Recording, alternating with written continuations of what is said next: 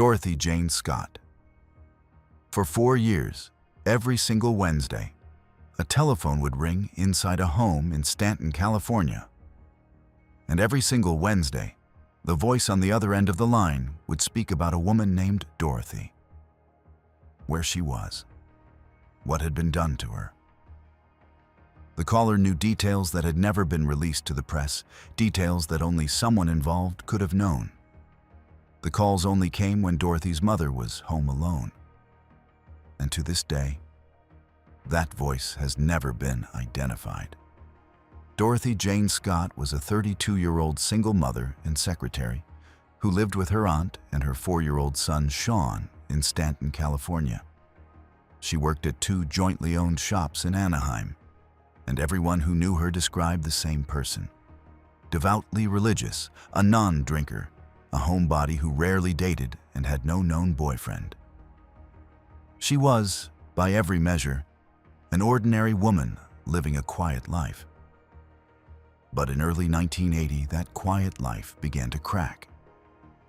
An anonymous caller started reaching her at work. The voice was male, and Dorothy told co-workers it sounded familiar, but she could not place it. Some calls were declarations of obsessive love. Others were threats. On one occasion, after a call, she walked outside and found a single dead red rose left on her car windshield. The most chilling message was a direct promise to get her alone and cut her into pieces so that no one would ever find her. Dorothy considered buying a handgun. She settled on karate lessons instead, about a week before everything changed. On the night of May 28, 1980, Dorothy attended a 9 p.m. staff meeting. During the meeting, her co-worker Conrad Bostron began complaining of severe pain, later diagnosed as a black widow spider bite. Dorothy and another co-worker, Pam Head, drove him to UC Irvine Medical Center. On the way, Dorothy stopped at her parents' home to check on Sean, and she changed her black scarf to a red one. After Bostron was treated and released around 11 p.m., Dorothy walked to the parking lot to bring her white Toyota station wagon to the hospital entrance. Pam Head watched from the curb as the car's headlights suddenly sped past them and out of the lot. The glare was too bright to see the driver. Neither Pam nor Bostron could tell whether Dorothy was behind the wheel or someone else. At roughly 4:30 a.m. on May 29th, Dorothy's car was found engulfed in flames in an alley in Santa Ana. Dorothy was not inside. About a week later, the first call reached Dorothy's mother, Vera Scott. The voice asked if she was related to Dorothy, said he had her, and hung up. When the Orange County Register ran a story on the disappearance, the newspaper's managing editor, Pat Riley, received a call from a man who stated plainly that he had taken Dorothy's life, that she was his love, and that he caught her with another man. The caller referenced the spider bite and the scarf change, details the police had not disclosed to the public. Investigators were convinced the caller was responsible. The calls to Vera continued for nearly 4 years. Always on Wednesdays, always when she was alone. If her husband Jacob answered, the caller would hang up and try again the following week. On August 6, 1984, a construction worker found human and dog bones lying side by side roughly 30 feet from Santa Ana Canyon Road in Anaheim Hills. The remains were partially charred from a 1982 brush fire. Found alongside them were a turquoise ring and a wristwatch, its hands frozen at approximately 12:30 a.m. on May 29, 1980. That was roughly an hour after Pam Head last saw Dorothy's car speed away. Dental records confirmed the remains as Dorothy's on August 14th. The pathologist could not determine how she had been harmed. As of 2025, the case remains the Orange County Sheriff's Department's longest open homicide investigation. No arrests have ever been made. The caller has never been identified. Dorothy's son Sean has publicly stated his belief that an acquaintance named Mike Butler was responsible. but no charges have been filed. The OCSD continues to list the case on its cold case page, and a 2024 episode of A&E's Cold Case Files revisited the investigation. DNA from original evidence may still produce a break. But for now, the voice on the phone remains as nameless as the night Dorothy vanished into. The telephone would become a weapon in another disappearance, one that played out not over years, but in a matter of seconds. And not in the silence of an empty parking lot, but in the desperate screams overheard by the one person who loved the victim most. Angela Marie Hammond. On the night of April 4th, 1991, a 20-year-old bank clerk named Angela Hammond called her fiancé Rob Schaefer from a payphone in downtown Clinton, Missouri. During that 30-minute conversation, she noticed a man circling the block in an older two-tone green Ford pickup truck. Within moments, Rob heard Angela scream, and the line went dead. He would spend the next seconds of his life racing toward the sound of her voice, and the next 3 decades waiting for an answer that has never come. Angela was 4 months pregnant at the time and engaged to Rob, who was 18. She was a graduate of Montrose High School and a student at Central Missouri State University. They had been engaged since January of that year. That evening, Angela had dropped Rob off at his home after a barbecue. He was watching his younger brother while his mother finished a shift at work. Around 11:15 p.m., Angela called him from a payphone at the corner of Jefferson and 2nd Streets, in the parking lot of a Food Barn grocery store, 7 blocks from his house. During the call, Angela described the man in the truck. He had parked, gotten out, and briefly approached the adjacent payphone before returning to his vehicle and shining a flashlight around as if searching for something. Rob told Angela to ask if he needed to use the phone. She did. The man said no. Then Rob heard her scream. The line cut out. Rob raced toward the payphone. On the way, he passed an older green Ford truck heading in the opposite direction. Through the window, he could see a woman struggling with the male driver, and he heard Angela cry out his name. He made a U-turn and pursued the truck for roughly 2 miles before his transmission failed. He hitchhiked to the Clinton police station and reported the abduction shortly after midnight. The suspect was described as a bearded white male wearing coveralls, a dark baseball cap, and glasses. His truck was a late 1960s to early 1970s two-tone green Ford with a white top, front fender damage on the left side, and a mural of a fish jumping out of water painted on the rear window. 2 independent witnesses confirmed seeing the truck and a suspicious man near the payphones that night. Rob was initially the prime suspect, but was cleared within a week. His disabled vehicle was found exactly where he said it broke down. Angela's purse was recovered in her car at the payphone, and he passed a polygraph. Over 250 volunteers searched the area, and the Missouri State Highway Patrol cross-referenced 1,600 registered green Ford pickups. Every single one was ruled out. Investigators examined possible connections to 2 other abductions within 100 miles during the same period. Trudy Darby had been taken from Max Creek in January of 1991 and was later found deceased. Her half-brothers Jesse Rush and Marvin Cheney were eventually convicted in her case, but were never charged in Angela's. Texas serial offender Kenneth McDuff, who was hiding in Missouri at the time, was also looked at but never officially linked. In April of 2021, on the 30th anniversary, Clinton police revealed a detail they had held for 3 decades. A cut-and-paste letter postmarked April 4th, 1991, the exact date of the abduction, had been sent to a confidential narcotics informant. The letter addressed the informant by his code number, named his wife, and contained a direct threat against his daughter. That daughter was also named Angela, lived in Clinton, and resembled Hammond. Investigators now believe the abduction may have been a case of mistaken identity carried out as revenge by a drug organization. In 2023, a detective received an anonymous voicemail referencing the letter and publicly asked the caller to come forward. Angela Hammond has never been found. Her mother, Marcia Cook, passed away in May of 2021 without resolution. Clinton police continue to investigate, and the Lake of the Ozarks region has been identified as an area of active and open leads. A reward remains offered. 35 years after that phone call ended in a scream, the green truck with the fish mural on its back window has never been located.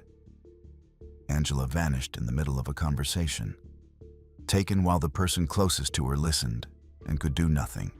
But what happens when a person simply drives into the desert one morning and the physical evidence that comes back refuses to tell a coherent story?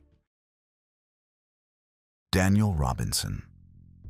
On the morning of June 23, 2021, a 24-year-old geologist named Daniel Robinson drove his blue-gray Jeep Renegade west into the Arizona desert after a brief conversation with a coworker about the weather.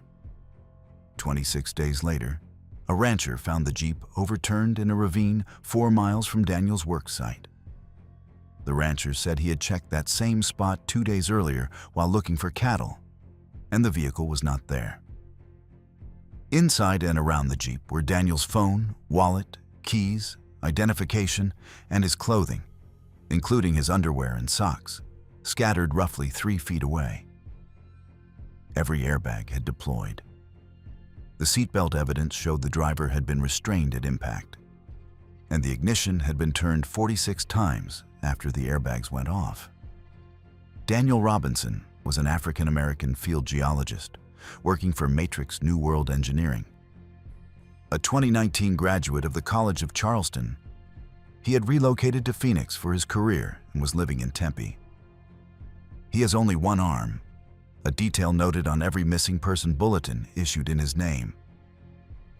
His last confirmed interaction was at a well site near Sun Valley Parkway and Cactus Road in Buckeye, Arizona. The last person to see him, a Weber Waterworks employee identified in police records as Ken, said they exchanged a few words before Daniel waved, got into his Jeep, and drove west around 9:45 a.m. Cell phone forensic data, disclosed by Buckeye Police in May of 2023, placed his phone at the eventual crash site by approximately 10:05 a.m. The phone stopped pinging at 10:30 a.m. Daniel's father, David Robinson, an Army veteran in South Carolina, refused to wait for answers. He hired accident reconstructionist and private investigator Jeff McGrath, whose findings raised serious questions. Beyond the 46 ignition cycles after the crash, McGrath found 11 additional miles on the odometer that could not be accounted for, and red paint transfer on the Jeep's exterior, consistent with a collision with another vehicle before the crash. McGrath concluded the scene appeared staged. Buckeye Police officially maintain there is no evidence of foul play, but they haven't closed the case. In 2023, they disclosed that Google searches recovered from Daniel's devices in the weeks before his disappearance included phrases that could suggest emotional distress. David Robinson disputes this interpretation, saying it is inconsistent with his last conversation with Daniel 2 days before the disappearance. The Tempe Police Department later processed electronics from Daniel's apartment, and David says the resulting report indicated someone accessed the apartment and Daniel's newly built computer after June 23rd. 2 sets of unrelated human remains were recovered during searches in the desert. Neither belonged to Daniel. David Robinson has led more than 50 organized desert searches. On April 12, 2025, the 50th search drew roughly 100 volunteers, with assistance from Joseph Petito, father of Gabby Petito. David has appeared on the Red Table Talk series, operates the website pleasehelpfinddaniel.com, ran for U.S. Congress in 2024, and has announced a 2026 run, citing his work in missing persons advocacy. As of 2025, Buckeye police took possession of Daniel's belongings, vehicle, and clothing for a full forensic workup at David Robinson's request. A new detective and a new police chief at Buckeye PD have begun what David describes as a reset of the investigation. The case remains officially open with no determination of foul play. A vigil was held June 28, 2025, at the South Carolina State Capitol. A father searching the desert for his son, refusing to accept an explanation that does not add up. It is a particular kind of grief, the kind that comes without a body, without a definitive answer, without closure. And sometimes the only trace left behind is not a wrecked vehicle or scattered clothes, but something far smaller and far more haunting. Jared Michael Negrete. Somewhere on the slopes of Mount San Gorgonio, the highest peak in Southern California, a disposable Kodak camera was found 45 feet off a hiking trail. The roll inside held 12 exposures. Most were landscape shots taken during daylight. But the final photograph was different. It was a close-up self-portrait showing only a pair of eyes and the bridge of a nose, taken with the flash activated, meaning it was taken in darkness. That photograph was captured by a young Boy Scout on his first overnight backpacking trip, a child who had been left alone on a mountainside at roughly 10,000 feet, and who has never been seen since. Jared Michael Negrete was a scout from El Monte in Los Angeles County. In July of 1991, he joined 14 fellow scouts and their adult scoutmaster on a hike to the summit of San Gorgonio, which stands at 11,503 feet within the San Bernardino National Forest. Jared was on the heavier side and not as conditioned as his peers. He wore green scout pants, a tan scout t-shirt, and black high-top Pro Wings tennis shoes, and he carried a 2-quart canteen. At approximately 6 p.m. on July 19th, with the group about 1,000 feet from the summit, Jared fell behind. The scoutmaster told him to wait at that spot while the rest of the group completed the hike, planning to collect him on the way back down. When the group returned, Jared was gone. The last confirmed sighting came from a Santa Ana firefighter who was hiking the same trail. He encountered Jared walking alone and reportedly cutting switchbacks, and warned him to stay on the marked paths. After the scoutmaster realized Jared had not stayed put, he led the troop back to base camp and then hiked 12 miles through darkness to report the disappearance. By 7 a.m. on July 20th, San Bernardino County Sheriff's deputies and search and rescue teams from as far as Sierra Madre and San Dimas were covering a 130 square mile area. Within 3 days, the search narrowed to 6 square miles after a footprint matching Jared's high-top shoes was found at roughly the 10,000-foot elevation. Searchers also recovered candy and beef jerky wrappers consistent with food Jared had been carrying. Then came the camera. Found on July 27th at approximately 10,200 feet, 45 feet off the Vivian Creek Trail. That final image, Jared's face pressed close to the lens in the dark, remains one of the most unsettling artifacts in any missing person case. Family members believe he may have pointed the camera at himself deliberately. Investigators considered the possibility that he lost it while sliding down a slope. On August 4th, 1991, 16 days after Jared was last seen, the search was officially called off. Authorities stated his chance of survival was almost non-existent. A memorial service on September 7th in Hacienda Heights drew over 500 mourners. Despite 3 decades of intermittent searches, no remains, clothing, or additional physical evidence have ever been recovered. The terrain of San Gorgonio, with its sheer rock walls, dense manzanita fields, and steep drop-offs, combined with decades of weathering, makes recovery exceptionally challenging. Theories include a fall into impenetrable brush, predation, hypothermia after dark with disorientation, or, more controversially, that a passing hiker encountered him alone. Jared's father, Felipe, retraced his son's steps on the mountain in 2001. The family later relocated from El Monte to Walnut, California, and adopted 2 more children. As of 2025, Jared Michael Negrete remains an active missing person case with the California Attorney General's database, NAMUS, and the National Center for Missing and Exploited Children. The San Bernardino County Sheriff's Department is the agency of record. Somewhere on that mountain, the answers may still exist, buried under decades of ice and undergrowth. That photograph, a child staring into his own camera flash in the dark, is the last confirmed record of Jared Negrete alive. A child left behind on a mountain, a camera found weeks later, and a photograph that raises more questions than it answers.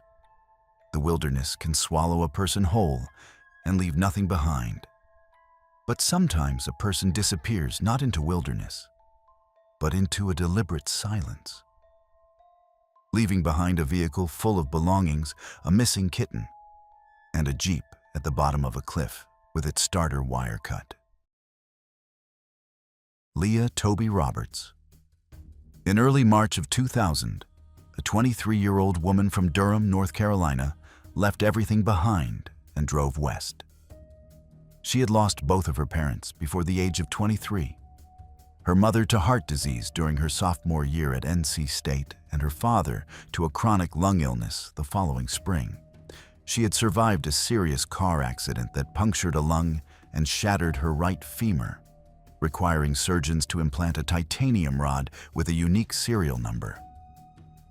She dropped out of college 3 months before finishing a Spanish degree. She told friends she wanted to live like Jack Kerouac. And then she got in her white 1993 Jeep Cherokee, brought her kitten Bee with her, and disappeared. Leah Toby Roberts was the youngest of 3 siblings. Her sister Kara and brother Heath had watched as Leah processed grief in ways that alarmed them. Before leaving Durham on March 9th, Leah left rent money for her roommate Nicole Bennett and a note saying she might be back in a few weeks. She did not name a destination. She had granted Kara power of attorney, which allowed her sister to track bank withdrawals across the country. The last confirmed sighting came from a gas station in Brooks, Oregon, in the early morning hours of March 13th. Security footage shows Leah alone and apparently in good condition, occasionally glancing into the parking lot. Later that same day, at 2:10 p.m., she purchased a movie ticket at the Belly's Fair Mall in Bellingham, Washington. 2 diners at the mall's restaurant later recalled speaking with her about Kerouac. One of them claimed she left with a man he referred to as Barry. The other diner and every other patron could not confirm this third person's existence. 5 days later, on the early morning of March 18th, a couple jogging on Canyon Creek Road, a side route off the Mount Baker Highway, roughly 30 miles east of Bellingham, noticed clothing tied to trees and scattered along the roadside. Following the trail of belongings, they found Leah's Jeep at the bottom of a steep embankment, severely damaged. The vehicle had been traveling 30 to 40 miles per hour when it left the road. Inside the Jeep were Leah's shoes, clothing, books, CDs, guitar, checkbook, food for Bee, $2,500 in cash, and her late mother's engagement ring tucked under a floor mat. Friends said Leah wore that ring constantly and would not have removed it voluntarily. The windows had been covered with blankets and pillows, suggesting someone had been sleeping in the vehicle. There was no blood beyond what the crash itself could explain, and no footprints leading away from the scene. The kitten Bee was never found. For 6 years, the case sat largely dormant.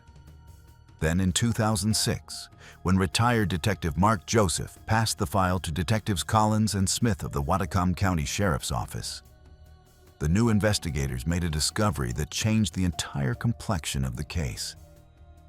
The engine had never been processed. When they examined it, they found that a wire on the starter relay had been cut. That modification would allow the vehicle to accelerate without anyone at the wheel. That is not a typo, by the way. Someone had altered the Jeep so it could drive itself off that embankment.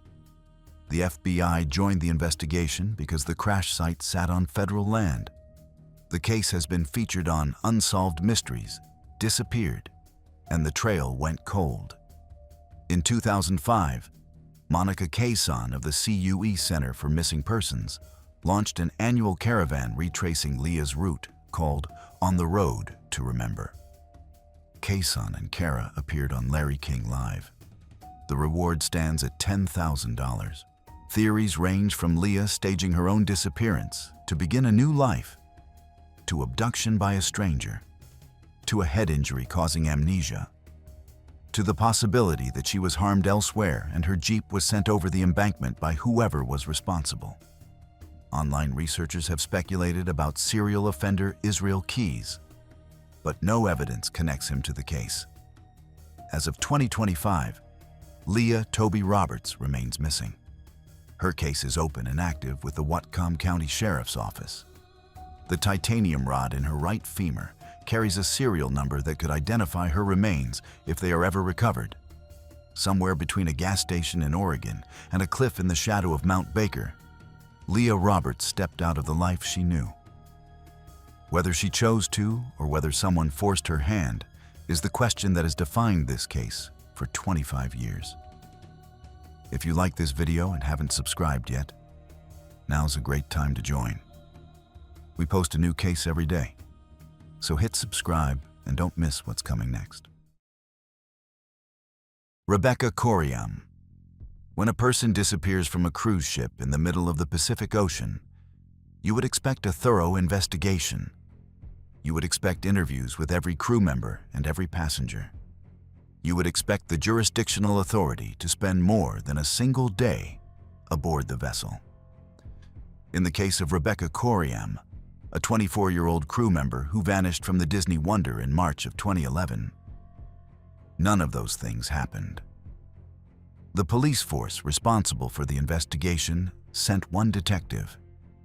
He interviewed 6 of the 950 crew members. He spoke to none of the more than 2,000 passengers. And he concluded the disappearance was not suspicious. Nobody was paying attention to Rebecca Coriam before she boarded that ship. She was from Chester, England, and had been hired by Disney Cruise Line in June of 2010 after an interview in London and training in Florida.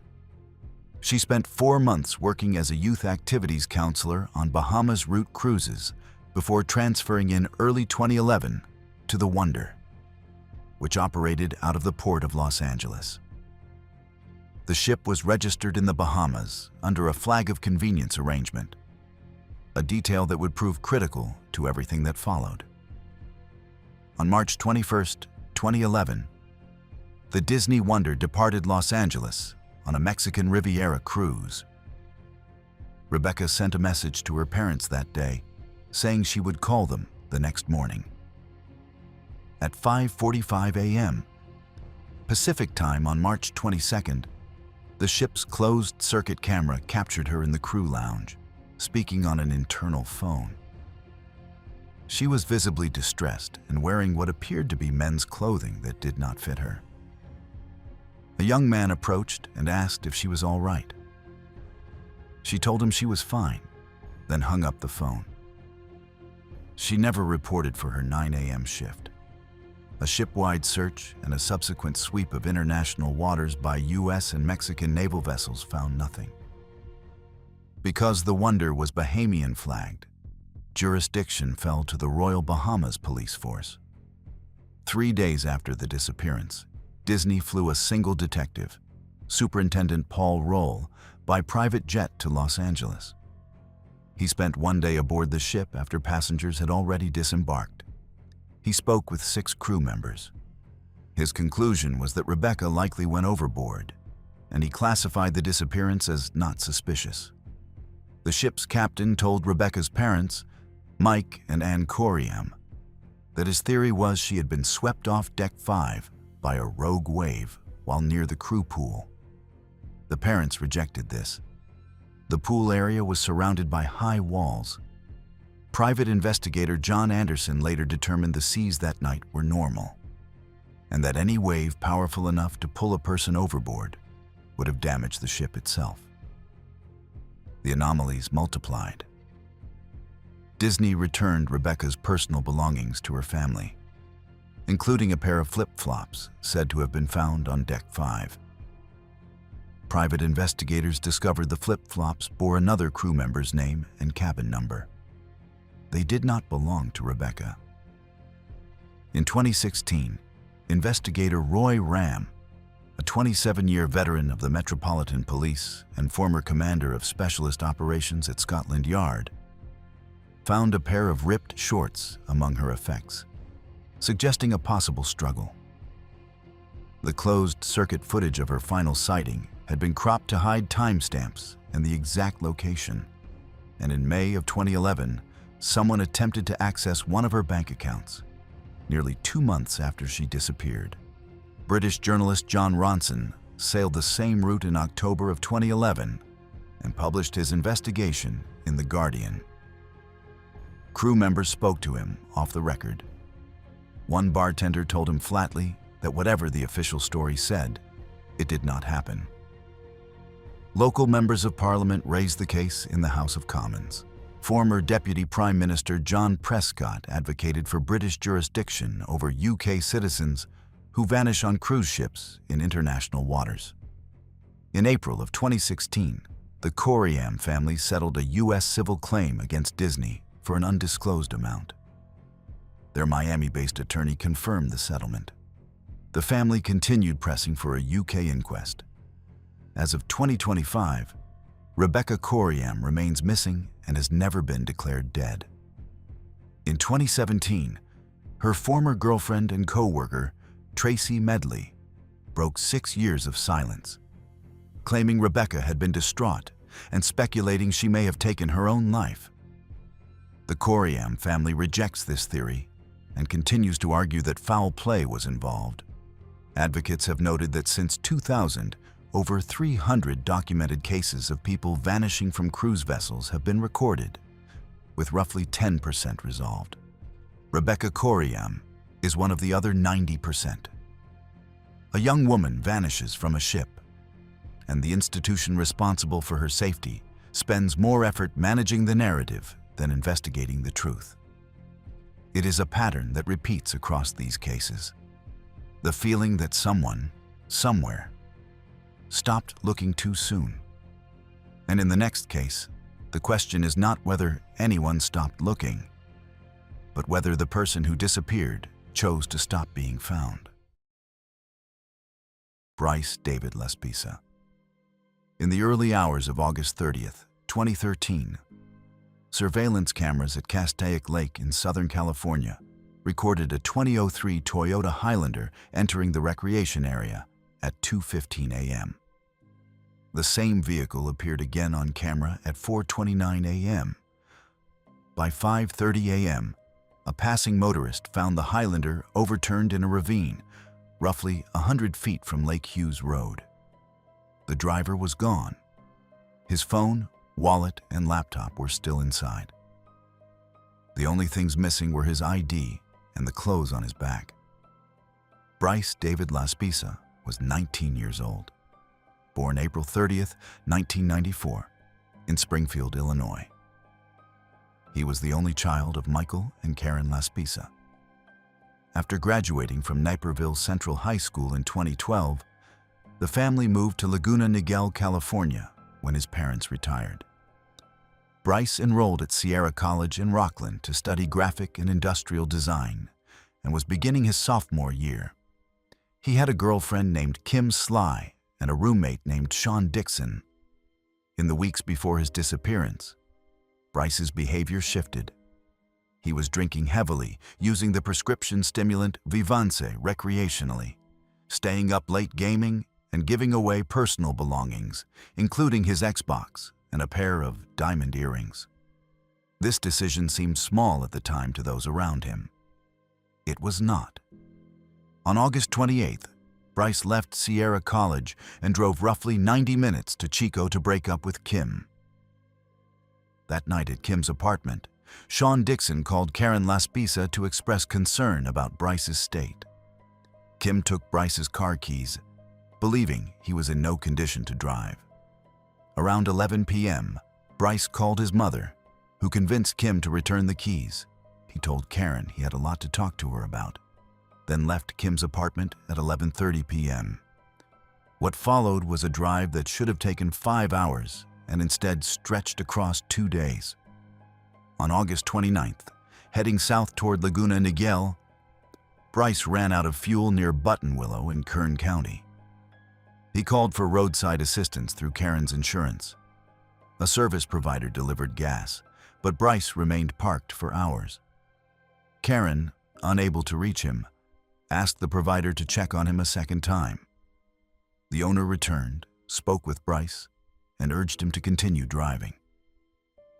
Bryce then called his mother, told her he was heading home, and resumed the route. By early evening, a Kern County deputy located him, still only a short distance from where he had originally stopped.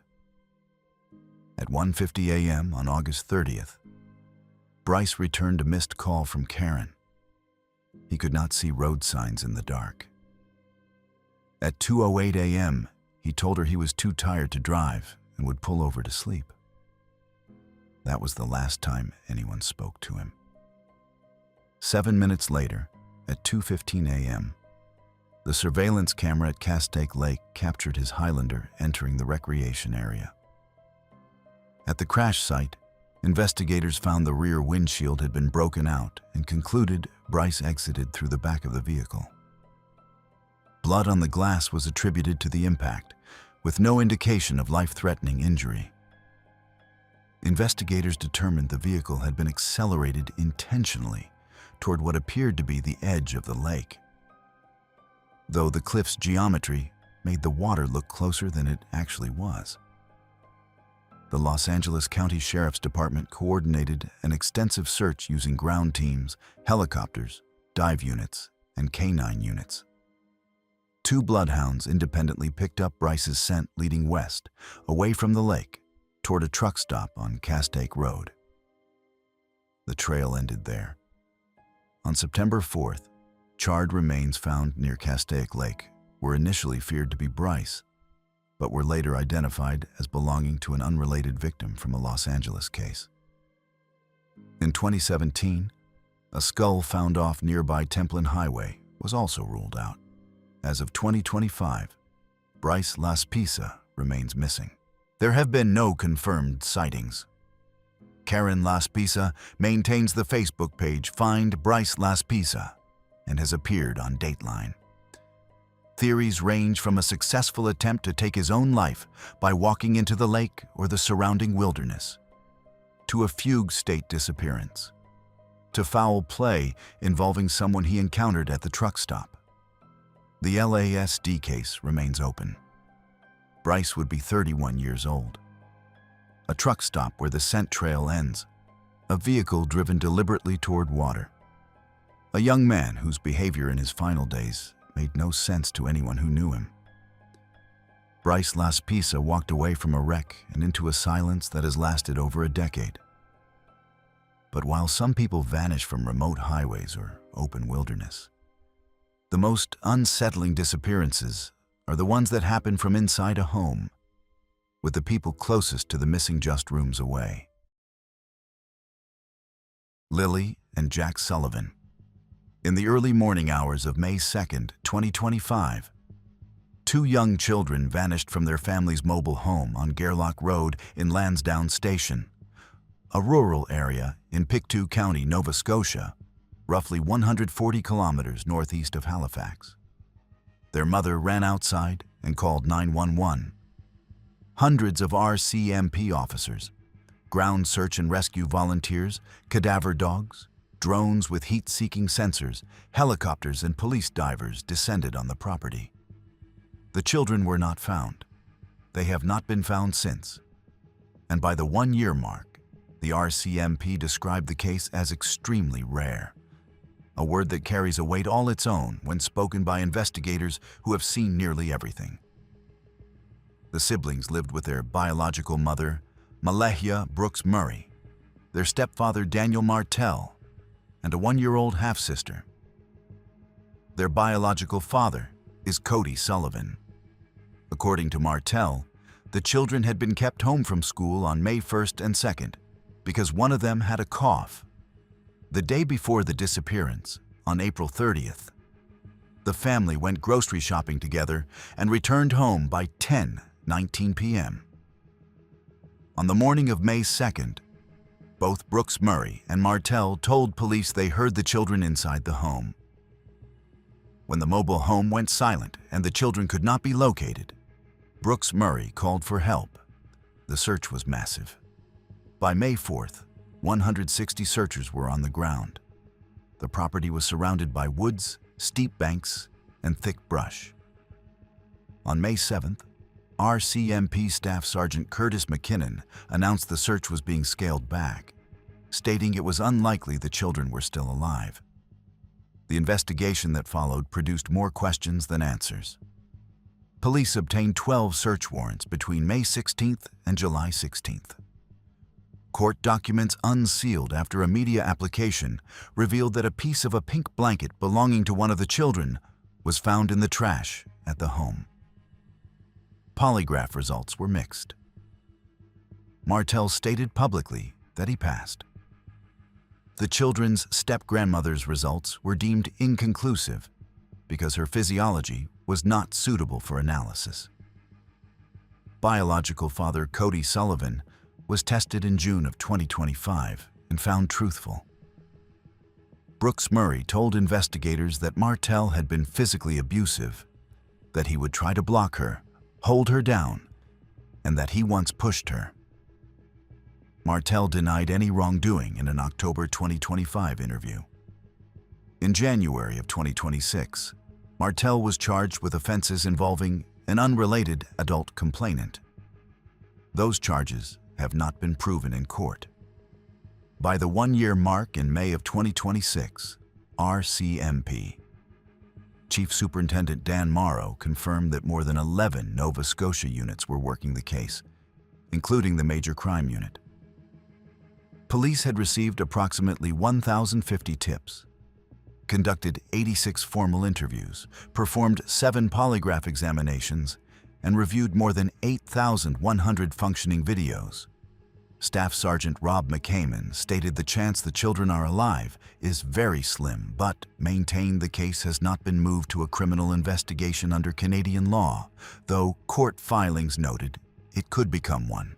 The government of Nova Scotia is offering a reward of up to 150,000 Canadian dollars for information of investigative value. In April of 2026, an Ontario-based volunteer organization called Please Bring Me Home conducted a 40-volunteer search. A new child-sized boot print was discovered. According to RCMP statistics, 62% of missing children cases in Canada are closed within 24 hours, and 92% within a week. The Sullivan case has now extended a full year without resolution.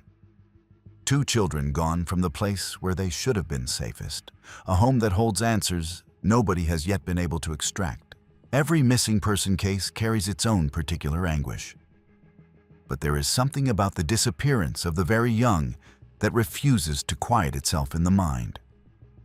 And then there are cases where the missing person is not an infant and not an adult, but something in between, old enough to make a deliberate choice and young enough for that choice to remain completely inexplicable. Andrew Paul Gosden. On the morning of September 14th, 2007, a student in Doncaster, South Yorkshire, said goodbye to his family as if he were leaving for school. Instead, he sat on a park bench until everyone left the house. went back inside, changed his clothes, withdrew £200 from a nearby bank, walked to Doncaster railway station, bought a one-way ticket to London for £31.40, and boarded the 9:35 a.m. train heading south. The ticket seller offered him a return ticket for just 50 pence more. He declined. He arrived at King's Cross Station at 11:20 a.m. The closed-circuit camera captured him leaving the main entrance at 11:25 a.m. After that, nothing. Andrew Paul Gosden was academically gifted, particularly in mathematics, and attended Macaulay Catholic High School. He lived in Balby with his parents, Kevin and Glenys, both speech therapists, and his older sister, Charlotte. He had a distinctive double ridge on his right ear, was deaf in his left ear, and required strong glasses or contact lenses for poor vision. He left the house that morning wearing a black Slipknot t-shirt, black jeans, and Vans trainers, and he carried a messenger bag decorated with patches of his favorite bands. Inside were his bank card and his Sony PSP. He did not bring a phone. He did not have an email address. Sony forensic checks of his PSP serial number showed no record of internet authentication. School and library computers showed no online activity at all. Macaulay Catholic High School attempted to notify Andrew's parents of his absence that day. They called the wrong family by mistake. By the first anniversary, reports documented over 120 possible sightings, 45 of them in London and 11 in Brighton. But none were confirmed. The Gosden family believes the most credible was at a Pizza Hut on Oxford Street on the day of the disappearance, which they say police never properly investigated. Andrew's father, Kevin, theorized his son may have been traveling to a concert. 2 shows were happening that night within reach of King's Cross, including the 6th farewell show at Carling Academy, which was within walking distance and had originally been scheduled for July. Kevin also noted that the nearby Regent's Canal had never been dredged. The investigation was plagued by missteps. South Yorkshire Police asked British Transport Police to review closed-circuit footage within 2 days, but they could not identify Andrew in the crowds. 3 weeks passed before South Yorkshire sent its own officer to the station, and only then was the King's Cross footage located. Kevin Gosden later criticized police for focusing on the family as suspects, for failing to request footage from buses or the adjacent tube station, and for not following up on multiple sighting reports. On December 8, 2021, South Yorkshire Police, assisted by the Metropolitan Police, arrested 2 men in London. A 45-year-old was held on suspicion of kidnap, human trafficking, and possession of indecent images. A 38-year-old was held on suspicion of kidnap and human trafficking. The arrests were announced publicly on January 11, 2022. Both men were released under investigation. Then, on September 20th, 2023, Detective Chief Inspector Andrew Knowles announced both had been eliminated from the inquiry. He stated that investigators were confident the 2 men played no part in Andrew's disappearance, but that the investigation remained open and active. As of 2025, on the 18th anniversary, South Yorkshire Police issued a fresh appeal and warned the public against online disinformation circulating about the case. DCI Knowles continues to lead the investigation. Andrew would be 32 years old. Age progression images have been periodically released. The family works with the charity Missing People, and Andrew has been the face of the organization's Find Every Child campaign. He left home that morning with £200 and a one-way ticket to London. He told no one where he was going or why, and in 18 years, not a single confirmed trace of Andrew Gosden has surfaced south of King's Cross Station. A teenager who walked out of his own life with a plan he shared with no one. A city of millions that swallowed him whole. and a family that has spent nearly 2 decades waiting for a phone to ring or a door to open. Some disappearances leave behind physical evidence that can be tested, re-examined, and reinterpreted. And some leave behind something stranger, a scene so carefully arranged that it feels less like a disappearance and more like a message. Cynthia Jane Anderson. When co-workers returned to a law office on East Manhattan Boulevard in Toledo, Ohio, at around noon on August 4th, 1981, they found the lights on, the radio playing, the air conditioning running, and unclaimed mail tucked into the front door handle. The secretary's purse and keys were missing, but her car was locked in the parking lot outside. There was no note, no sign of a struggle, and the panic button installed under her desk had not been pressed. On her desk sat a romance novel, open to the only violent scene in the book, a passage in which the heroine is taken at knife point. The secretary, 20-year-old Cynthia Jane Anderson, has not been seen since. Cynthia Anderson lived with her devoutly religious parents, Michael and Margaret, in Lambertville, Michigan, and commuted roughly 20 minutes across the state line to work in Toledo. She had given her 2 weeks' notice and was planning to attend Bible college with her boyfriend. By all accounts, she was ready to start a new chapter of her life. But in the months before she vanished, Cynthia had been afraid. She reported recurring nightmares about being abducted and harmed. She received harassing phone calls at work that left her visibly shaken. The day before her disappearance, on August 3rd, a client named Larry Mullins witnessed Cynthia answer 2 calls and hang up abruptly, looking horrified. He was so concerned that he contacted police and requested drive-by checks of the office. The firm responded to the threat by installing a buzzer at her desk, linked to the shop next door, and instructing her to keep the office doors locked. 10 months before her disappearance, graffiti reading "I love you, Cindy," signed GW, appeared on a wall near the office. It was painted over after 6 months, but reappeared shortly after. On the morning of August 4th, Cynthia left her parents' home at 8:30 a.m. and arrived at the office by 8:50. The attorneys were at court that morning, leaving her alone, which was her normal routine. A janitor confirmed seeing her between approximately 9 and 9:45 a.m. Phone records showed no calls to or from the office after 10 a.m. The scene the co-workers found at noon was pristine and deeply unsettling at the same time. Every detail suggested a person who had been interrupted mid-routine, not a person who had chosen to leave. The locked door was consistent with her habit when working alone. The untouched panic button suggested she had no warning or no time to react. And the romance novel, open to that specific page, has been debated for over 4 decades. Was it coincidence, or was it placed there deliberately? Toledo PD Detective Bill Adams led the early investigation. Cynthia was labeled endangered, missing within hours. The GW graffiti was investigated.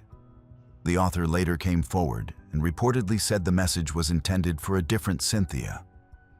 The law office's maintenance man, whose initials were GW and who had a key to the building, was questioned and cleared. An anonymous tip arrived in September of 1981. A woman called police and said Cynthia was being held against her will by a man at a house whose parents were away. She mentioned 2 houses owned by the same family next to each other, then hung up when pressed for details. The lead was never resolved. Serial offenders Anthony and Nathaniel Cook, brothers convicted of 9 attacks in the Toledo region between 1973 and 1981, were questioned but denied involvement. No evidence connected them. In the 1990s, a more complicated theory emerged. Attorney Richard Neller, a partner associated with the law office where Cynthia worked, was convicted of 5 federal felonies for facilitating a drug distribution conspiracy run by his longtime client, Jose Rodriguez Jr. The sentencing judge found that Neller had known for years about Rodriguez's operations. A federal informant testified at Rodriguez's 1995 trial that Rodriguez had admitted to harming Cynthia on Neller's orders.